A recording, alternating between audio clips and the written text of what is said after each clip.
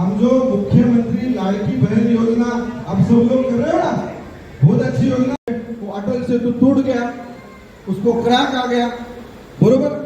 अटल सेतु ठीक ठाक था, अटल सेतु से 2 किलोमीटर लंबा अलग हो गया था, तो उसने क्या दिखाया कि अटल सेतु को क्रैक किया। तो इस प्रकार का झूठा नैरेटिव आप सभी लोगों के सामने गया।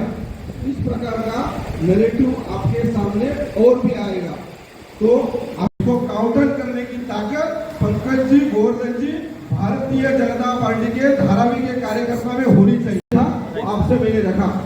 तो इस प्रकार पहले तो वहाँ पे खाना लगा है, सबका खाना शायद खाने पर होगा।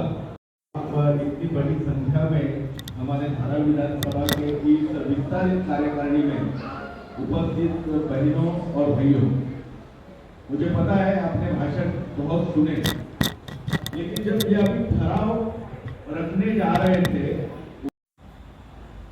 पंकज जी आपने कहा खटाखट खटाखट खटाखट, ये झूठ, अपमान हमारे एकनाथराव शिंदे जी ने नहीं किया, महायुति के सरकार ने, हमारी महाराष्ट्र की सरकार ने नहीं किया।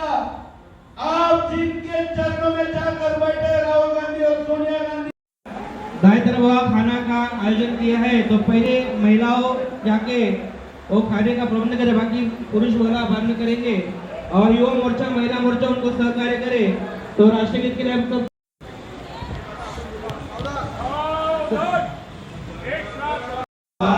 विधाता पंजाब सिंध गुजरात मराठा द्राविड़ उच्चल बंग।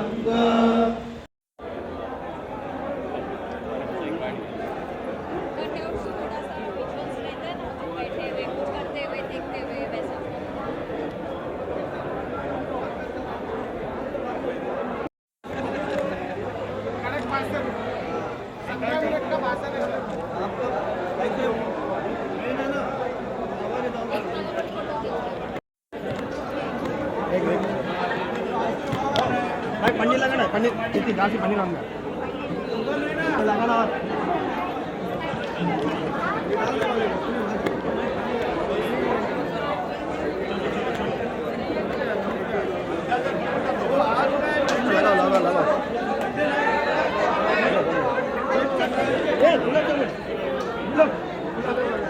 आपका सिर आ रहा है, आपका सिर आ रहा है, आप ऐसा सामने आ जाओ, चलेगा। हाँ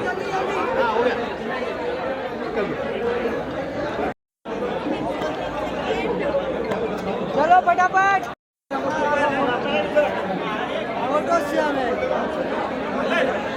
चलो फटाफट, जल्दी जल्दी आगे आगे चलो, आगे चलो, जल्दी जल्दी फटाफट।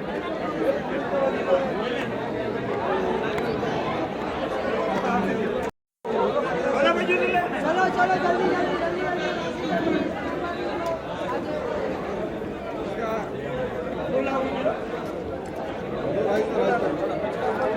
चलो जल्दी।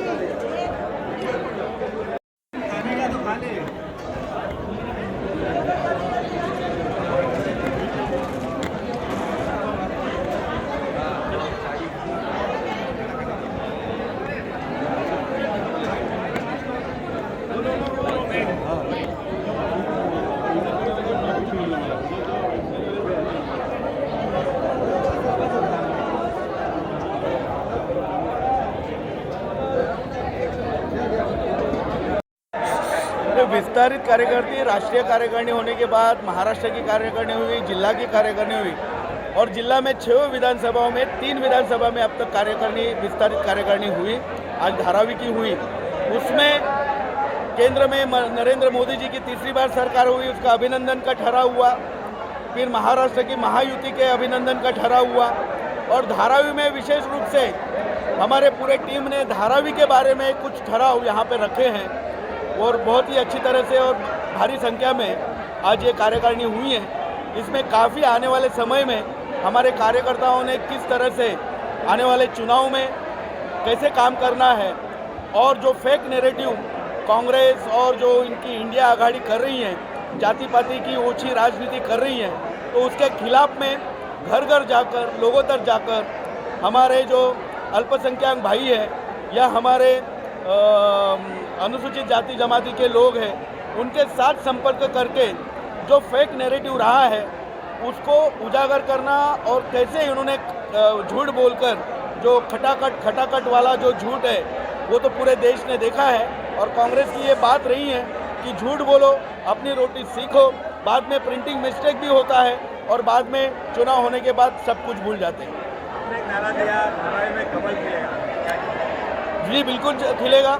हमारे 2 खासदारों से बनी हुई पार्टी आज केंद्र में तीसरी बार सरकार बन रही है, और निश्चित रूप से धारावी में संघर्ष करने वाले हमारे सभी कार्यकर्ता हैं, सालों साल काम कर रहे हैं, उनको एक संधि नहीं मिल रही है। लेकिन आज भारतीय जनता पार्टी की ताकत धारावी में बहुत ही अच्छी बनी है। कार्यकर्ता फिर हर एक यहाँ से समुदाय से आ रहे हैं और बहुत ही अच्छी ताकत भारतीय जनता पार्टी को। उसी दावे के साथ मैं कहना चाहूँगा कि हम निश्चित रूप से इस बार धारावी में कमल भी खिलाएंगे, महानगर पालिका में भी यहाँ पे निश्चित रूप से 3 वार्ड में हम लोग अच्छी टक्कर देकर यहाँ पर हमारा कॉरपोरेटर बनाएंगे। आपने एक और मुद्दा उठाया, जंगल की घटना हो या धारावी की जो घटना हुई घटना और बांग्लादेश, इसको विपक्ष उठाता ही नहीं। को तो अपने देश में अराजकता ही करना है। जिन्होंने 99 खासदार चुनकर आने के बाद भी ऐसा उन्होंने शोरगुल शुरू किया है कि जैसे वो जीत गए, ऐसे लोगों की थोड़ी शर्म आनी चाहिए। संसद में आपको चुनकर भेजा है अपना विषय रखने के लिए, ना कि झूठ बोलने के लिए। आप बार बार झूठ बोल रहे हो और हमारे नेता उस झूठ को आपको सामने उत्तर दे रहे हैं। उत्तर सुनने की आपकी क्षमता नहीं। जब उत्तर देने के लिए कोई मंत्री या तत्सम लोकसभा में उपस्थित रहते, खड़े रहते, तो आप बाइकआउट करते हैं और चले जाते हैं हॉल से। तो ये तरीका नहीं है लोकतंत्र में। आपकी झूठ नैरेटिव देश की जनता समझ चुकी है, और इसके आगे आपने हाई पिच पर जाकर झूठ बोला था। अभी जनता बेवकूफ़ नहीं बनेगी आपके इस झूठ को। जनता आपको बराबर आने वाले चुनाव में उत्तर देगी। हमारे फॉरेन अफेयर्स मिनिस्टर्स जी ने बात किए हैं, वहाँ के जो राष्ट्राध्यक्ष हुए हैं उनसे भी बात की है। उन्होंने तुरंत हिंदुओं के ऊपर जो हमले हो रहे हैं वो रुकने चाहिए, या तो मैं नहीं तो मैं इस्तीफा दूंगा। इतनी बड़ी बात अगर कोई राष्ट्राध्यक्ष कहता है तो इसका मतलब ये है हमारा दबाव तंत्र, हमारी कूटनीति ये पूरा काम कर रही है। आपने यूक्रेन में जैसे युद्ध हुआ था उस वक्त भी आपने देखा हुआ हमारे विद्यार्थियों को लाना, वैसे ही जो हमारे हिंदू भाई वहाँ पर है। और मैं अभिनंदन करना चाहूँगा हमारे हिंदू भाइयों का, जो वहाँ पर संगठित होकर उन्होंने एक लॉन्ग मार्च किया, घोषणाबाजी की, और ये जो एकता की ताकत है वहाँ पर भी दिखाई दी।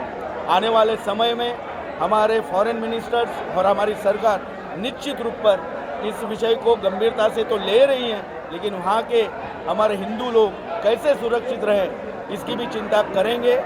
वक्त पड़ने पर आपको सही केंद्र सरकार क्या कर रही है वो आपके ध्यान में आएगा। नहीं, ये आज कुछ भारतीय जनता पार्टी में नया नहीं हुआ है। ये हमारी पार्टी में लगातार वर्षों से चलती आ रही प्रथा है।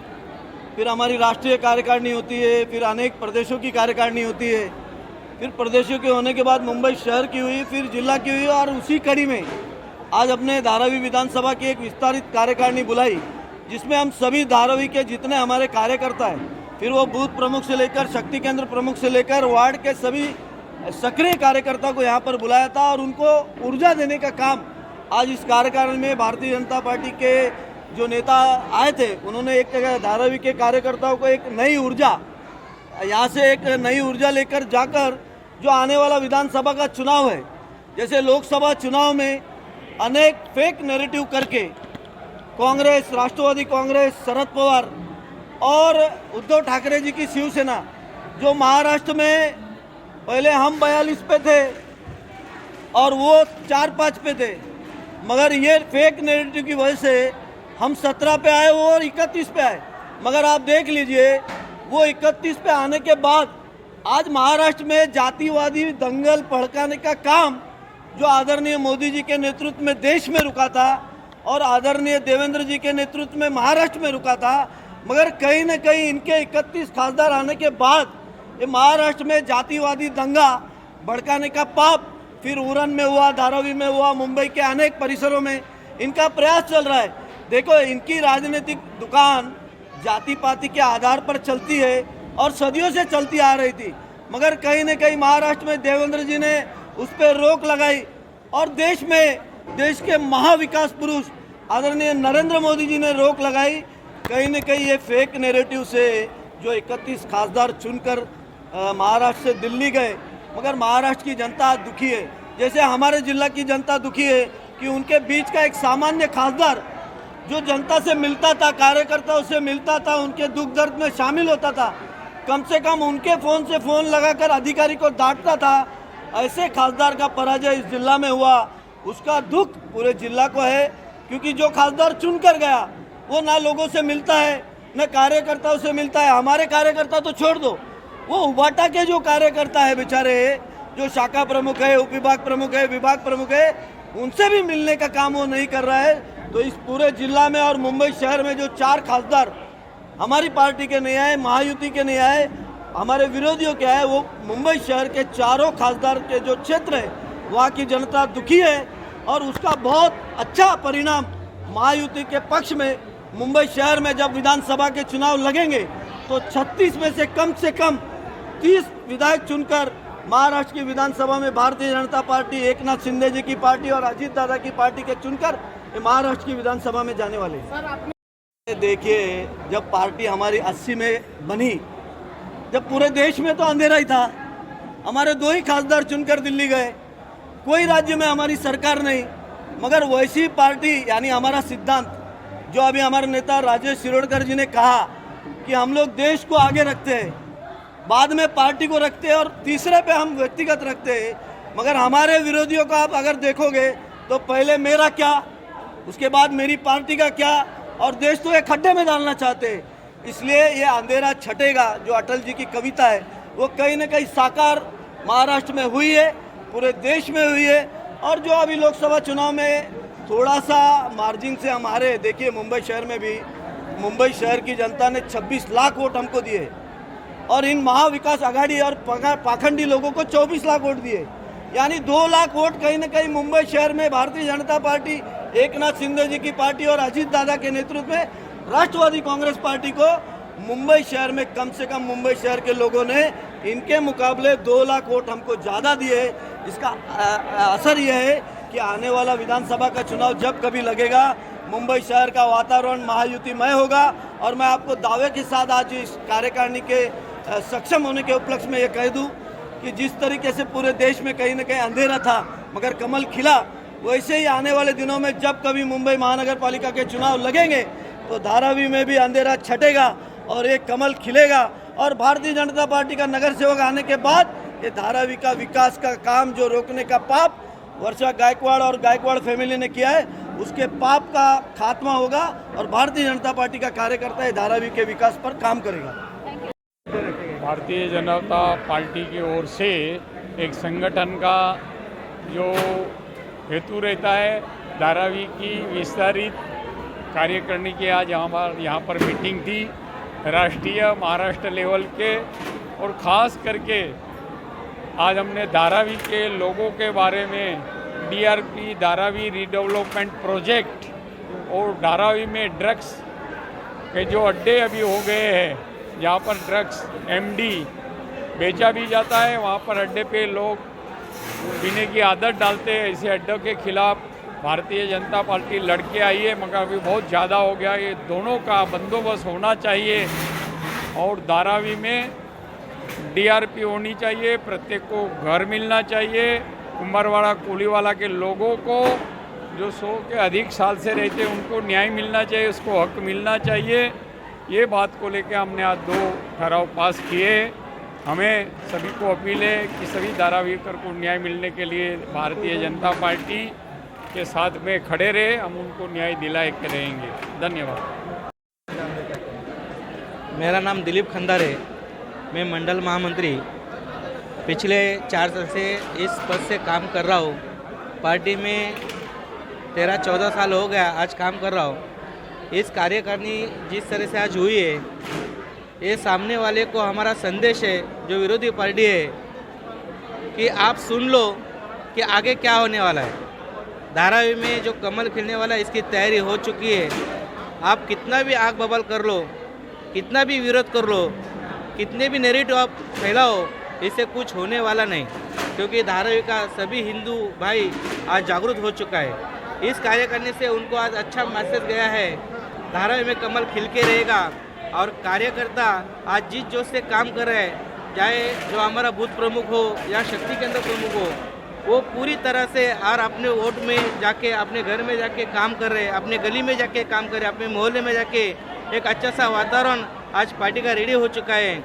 सामने वाली पार्टी इतनी डर गई है कि उन्होंने आज अपने ही पारिवारिक लोगों को यहाँ लाना चालू किया है। जैसे एकनाथ जी गायकवाड़ यहाँ थे, उनकी बेटी वर्षा गायकवाड़ यहाँ थी आई, आज वो जाने के बाद उनकी बहन, जैसे लाडली बहन का योजना आज हमारे सरकार ने लाई है और लाडली बहन की योजना का आज वो बेनिफिट ले रहे हैं, ये बहुत बड़े अफसोस की बात है।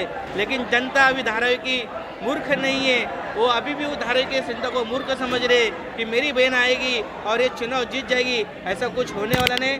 आने वाले विधानसभा में धारावी में महायुति का कमल खिलेगा और ये कॉरपोरेशन जो होने वाली है 2025 में, इसमें धारावी के 3 नगर सेवक हमारे होंगे और हमारे 3 वार्ड में कमल खिलेगा। इतनी सी बात कही मैं अपनी विधान दो। धन्यवाद। आज जो विस्तारित मंडल विस्तारित कार्यकारिणी की बैठक में क्या कहना चाहेंगे? मैं जिलाध्यक्ष जी जिन्होंने आपको इतना सब अच्छा मार्गदर्शन इस धारावीकरों को दिया, हम तो आने वाले कल में इतना ही कहना चाहेंगे। महाराष्ट्र में जैसा मुख्यमंत्री ने, दो मुख्यमंत्री और इस सरकार ने मुख्यमंत्री लाड़की बहन योजना जो चालू किया है, वही योजना हम धारावी में जो आमदार और खासदार की जो लाड़की बहन योजना जो चालू है, वो हम धारावी से इस पल में और आने वाले कल में धारावी से जो इनकी लाड़की बहन योजना जो कार्यक्रम जो आने वाले कल में चालू होने वाला है, उनको हम एकदम पूरे धारावी कर भगाने से रोष नहीं करेंगे।